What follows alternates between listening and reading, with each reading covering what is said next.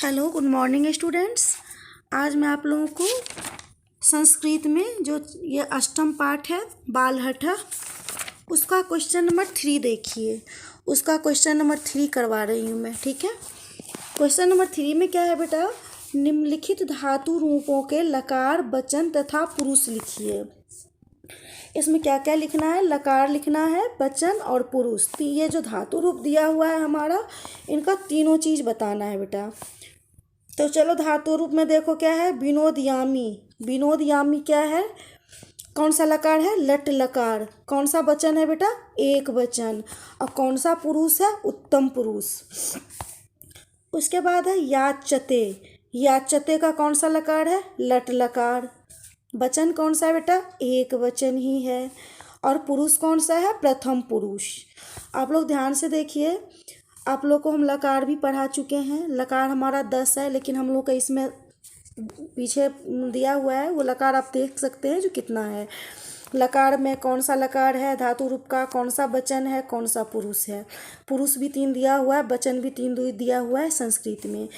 तो पहला है विनोदयामी, लट लकार, एक वचन, उत्तम पुरुष। ओके। दूसरा है याचते, लट लकार, एक वचन, प्रथम पुरुष। ठीक है। उसके बाद है आनंदयति। आनंदयति का क्या है बेटा, लट लकार, एक वचन, प्रथम पुरुष। ठीक है। उसके बाद है क्रीड्यसी। अब क्रीड्यसी कौन सा लकार है बेटा, लिट लकार, एक वचन, मध्यम पुरुष। ओके। अब सबसे लास्ट में है देही। देही कौन सा है, लोट लकार, एक वचन, मध्यम पुरुष। ठीक है। आपको मैंने ये क्वेश्चन समझा दिया है। तो एक बार मैं आपको फिर से रिपीट करती हूँ, जो आप लोग वीडियो में समझ ना आए तो 2 बार 3 बार देख सकते हैं। पहला है विनोदयामी, लट लकार, एक वचन, उत्तम पुरुष। याचते, लट लकार, एक वचन, प्रथम पुरुष। ओके। आनंदयति, लट लकार, एक वचन, प्रथम पुरुष। क्रीड्यसी, लिट लकार, एक वचन, मध्यम पुरुष। देही, लोट लकार, एक वचन, मध्यम पुरुष। ओके बेटा। अब आप लोगों को हम क्वेश्चन नंबर 4 समझाते हैं। उसके क्वेश्चन नंबर 4 है बेटा। क्वेश्चन नंबर 4 देखो क्या है। क्वेश्चन नंबर 4 में है निम्नलिखित पदों का समास विग्रह कीजिए। आप लोग 6 क्लास में है, समास भी पढ़े होंगे, तो इसका समास विग्रह करना है। ये जो क्वेश्चन है उसका क्या करना है बेटा, समास विग्रह। तो चलिए क्या है, सवर्ण सक्टिका, तो इसका क्या होगा, सवर्णस्य सक्टिका। ठीक है। इसका क्या होगा समास विग्रह, सवर्णस्य सक्टिका। दूसरा है चंद्रमुख, चंद्र इव मुख। क्या है बेटा, चंद्र इव मुख। उसके बाद है अलंकृत। अलंकृत का क्या होगा, अनलम क्री। इसका समास विग्रह क्या होगा बेटा, अनलम क्री। ओके। उसके बाद है सकरूणम। सकरूणम का क्या होगा, करुणाया सहितम। करुणाया सहितम। संस्कृत में इसका विग्रह, समास विग्रह क्या क्या हुआ बेटा। पहला है सवर्ण सक्टिका, तो इसका क्या हो गया, सवर्णस्य सक्टिका। उसके बाद क्या है, अनलंक्री, तो इसका क्या हो जाएगा, अनलम प्लस की क्री। उसके बाद है चंद्रमुख, चंद्र जोड़ इव जोड़ चंद्र इव मुख। उसके बाद क्या है बेटा, चंद्रमुख, चंद्र इव मुख, सकरुणम, करुणाया सहितम। ओके बेटा, इसको मैंने 2 बार आपको समझा दिया है। उसके बाद चलिए क्वेश्चन नंबर 5 में। क्वेश्चन नंबर 5 देखिए क्या है। क्वेश्चन नंबर 5 जो है उसमें है निम्नलिखित वाक्यों का हिंदी में अनुवाद कीजिए। उसके बाद क्वेश्चन नंबर 5 देखिए बेटा। क्वेश्चन नंबर 5 में क्या है, निम्नलिखित वाक्यों का हिंदी में अनुवाद कीजिए। यहाँ पे आपको संस्कृत में वाक्य दिया गया है, उसका अनुवाद करना है हिंदी में। तो चलिए पहला नंबर क्वेश्चन देखिए क्या है, तातस्य पुनः अपि समृद्ध्या सुवर्ण सक्टिकिया क्रीड्यसी। तातस्य पुनः अपि समृद्धिया, पिताजी के पुनः समृद्धि से फिर खेलोगे। क्या है, तातस्य पुनः अपि समृद्धिया सुवर्ण सक्टिकिया क्रीड्यसी। पिताजी के पुनः समृद्धि से फिर खेलोगे। ख नंबर में अलंकृत शरीर अपि एषः चंद्रमुख आनंदयति मे हृदयाम। आभूषणहीन शरीर वाला भी चंद्रमा जैसे मुख वाला, यह मेरे हृदय को आनंदित कर रहा है। क्या है बेटा, फिर से सुनो। अलंकृत, अलंकृत मीन्स क्या होता है, अनलंकृत मीन्स होता है आभूषणहीन। शरीर अपि एषः चंद्रमुख आनंदयति मे हृदयम, आभूषणहीन शरीर वाला भी चंद्रमा जैसे मुख वाला, यह मेरे हृदय को आनंदित कर रहा है। गौर नंबर क्वेश्चन में चलिए, क्या है, न केवलं रूपं शीलम अपि तर्कयामि।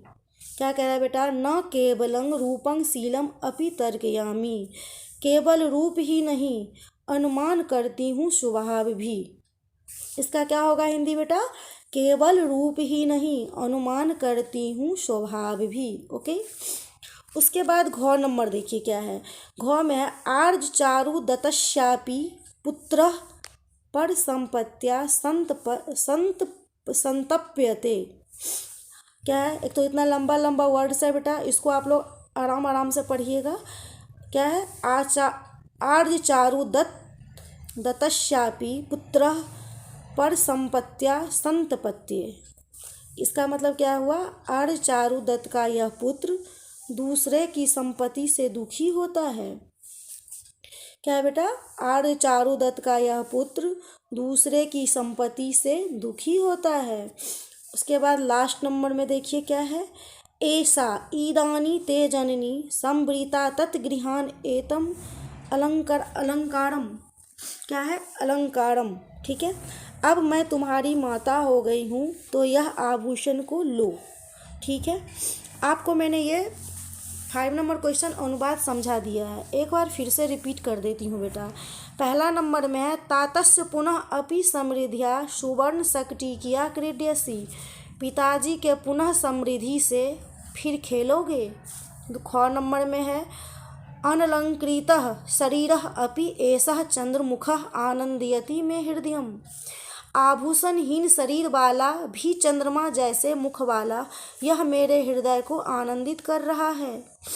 ठीक है, न केवलं रूपं शीलम अपि तर्कयामि, केवल रूप ही नहीं अनुमान करती हूँ स्वभाव भी। उसके बाद है आर्य चारु दत्तस्यापि पुत्र पर संपत्त्या संतप्यते। इसका क्या है, आर्य चारु दत्त का यह पुत्र दूसरे की संपत्ति से दुखी होता है। ऐसांग ईदानी ते जननी संवृता तत्गृहान एतम अलंकारम।